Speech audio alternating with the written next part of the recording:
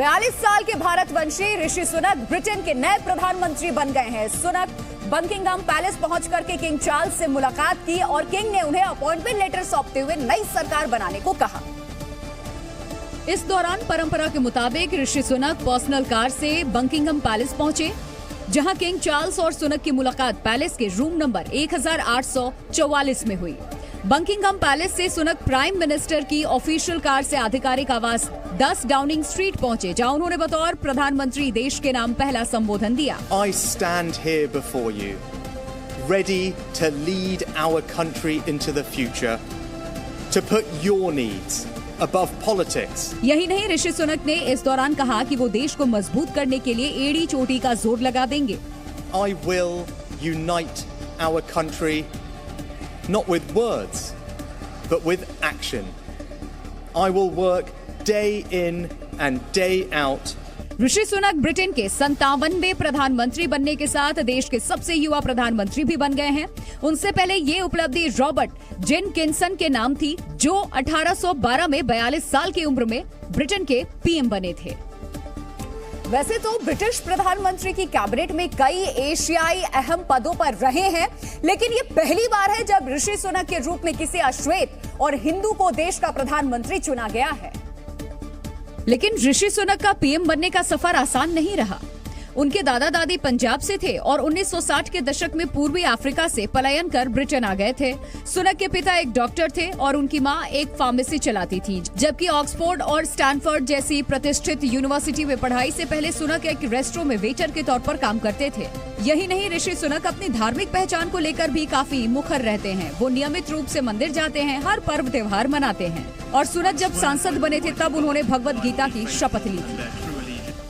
तो ऋषि सुनक का राजनीतिक सफर ज्यादा लंबा नहीं रहा। वो 7 साल पहले साल 2015 में सांसद बने थे, लेकिन अपने इस छोटे से सफर में उनका राजनीतिक ग्राफ लगातार ऊपर चढ़ता गया। भारतीय मूल के ऋषि सुनक 2015 में पहली बार यॉर्कशायर से रिचमंड से सांसद चुने गए थे। कंजर्वेटिव पार्टी के लिए ये सबसे सुरक्षित सीट मानी जाती है। बताया जाता है कि 1906 से इस सीट पर कंजर्वेटिव पार्टी का कब्जा है। ऋषि सुनक 2017 में दोबारा रिचमंड सीट से सांसद चुने गए और यहां बिजनेस डिपार्टमेंट, एनर्जी और इंडस्ट्रियल स्ट्रेटेजी में पार्लियामेंट्री प्राइवेट सेक्रेटरी बने, जिसके बाद वो 2018 में सेक्रेटरी ऑफ स्टेट के पार्लियामेंट्री चुने गए। 2019 में सुनक तीसरी बार रिचमंड से सांसद चुने गए और 27,210 वोटों से दमदार जीत हासिल की इन्होंने।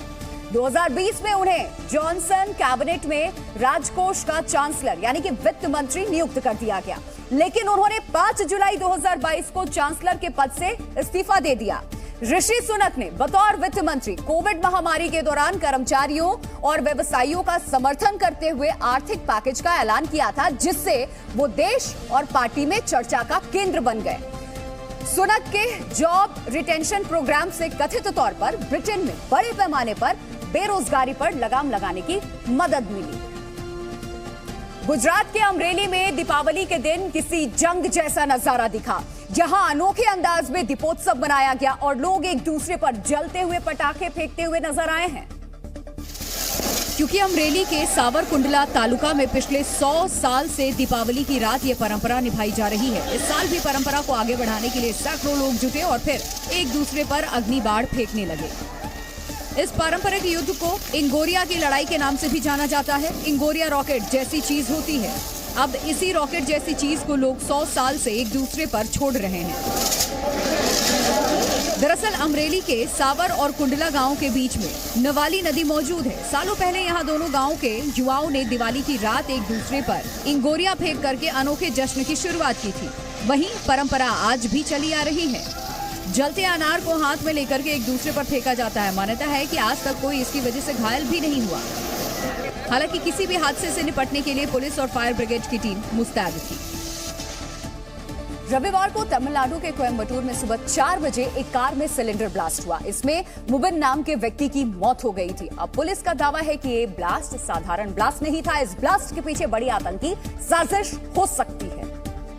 क्योंकि घटना के बाद पुलिस जब मुबीन के घर पहुंची तो उसके घर से बम बनाने में इस्तेमाल होने वाले 50 kilogram potassium nitrate, ammonium nitrate, sodium, fuse wire और 7 वोल्ट की बैटरी बरामद हुई। यही नहीं, जिस जगह पर कार में ब्लास्ट हुआ वहां से भी कील और पोटेशियम नाइट्रेट बरामद हुआ था।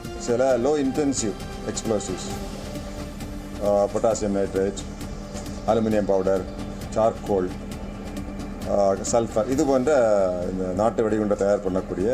पुलिस ने आसपास की सीसीटीवी फुटेज को खंगाला तो पता चला कि जिस कार में ब्लास्ट हुआ था उस कार में मुबिन और उसके कई साथी बोरे में भरी कुछ चीजों को लाद रहे थे। पुलिस ने सीसीटीवी में नजर आ रहे 5 लोगों को गिरफ्तार किया है। इनके नाम है मोहम्मद तलहा, मोहम्मद अजहरुद्दीन, मोहम्मद रियाज, फिरोज इस्माइल और मोहम्मद नवाज। इस मामले में कुछ और लोग भी पुलिस के रडार पर हैं। तो पुलिस की जांच जब और आगे बढ़ी तो एक और चौंकाने वाला खुलासा हुआ है। ब्लास्ट में मारे गए मुबिन के तार साल 2019 में कोलंबो में ईस्टर के दिन फिदायीन हमले से भी जुड़ते दिखाई दे रहे हैं। अप्रैल 2019 में कोलंबो में सीरियल बम धमाके हुए थे। उन धमाकों के बाद केंद्रीय जांच एजेंसियों ने उस वक्त मुबिन से पूछताछ की थी, क्योंकि तब आरोप लगे थे कि मुबिन के संबंध कोलंबो ब्लास्ट के मास्टरमाइंड जरहान हाशिम से हैं। आशंका जताई जा रही है कि कोयम्बटूर में ब्लास्ट की साजिश थी, क्योंकि जिस कार में धमाका हुआ वो संगमेश्वर मंदिर के पास खड़ी थी। उकरडम इलाका संवेदनशील माना जाता है। मंदिर के पास कपड़ों के 100 दुकानें भी हैं। ब्लास्ट सुबह 4 बजे हुआ था। उस वक्त भी काफी लोग मौजूद थे। ब्लास्ट ताकतवर नहीं था, इसलिए सिर्फ मुबीन ही इसकी चपेट में आया। सूत्रों के मुताबिक कोयम्बटूर ब्लास्ट में अब एनआईए भी सक्रिय हो गई है। और मध्य प्रदेश के दमोह में 2 पक्षों के बीच में हुए विवाद में 3 लोगों की हत्या कर दी गई है। हत्या का आरोप इलाके के ही कुछ दबंगों पर है। बताया यह गया कि ये विवाद एक महिला के साथ छेड़खानी से शुरू हुआ, जिसकी जानकारी मिलते ही दबंगों ने छेड़खानी के आरोपी दलित युवक के घर पर धावा बोल दिया। आरोप है कि महिला के परिजनों ने दलित युवक के घर पहुंचकर अंधाधुंध फायरिंग की, जिसमें छेड़खानी के आरोपी युवक, उसके पिता और मां की मौके पर ही मौत हो गई। इस हमले में मारे गए युवक का भाई घायल हो गया। इस वारदात के बाद पूरे इलाके में तनाव का माहौल है। सागर रेंज आईजी देवरान गांव पहुंचे और घटना की जानकारी ली। इसमें जो मुख्य आरोपी है जगदीश, वो हमारे कब्जे में है, हमने उसको पकड़ लिया है। ट्रिपल मर्डर के बाद पुलिस ने मुख्य आरोपी जगदीश पटेल को गिरफ्तार कर लिया है। पुलिस घटना को जमीन विवाद से जोड़कर भी देख रही है। 1967 से विवादों में रहे इजराइल के वेस्ट बैंक में एक बार फिर तनाव चरम पर है। फिलिस्तीन के लोग यहां इजरायली सेना के खिलाफ सड़कों पर उतर करके विरोध प्रदर्शन कर रहे हैं। यही नहीं, सैकड़ों की तादाद में जमा लोग इजरायली सेना से दो हाथ करते नजर आए।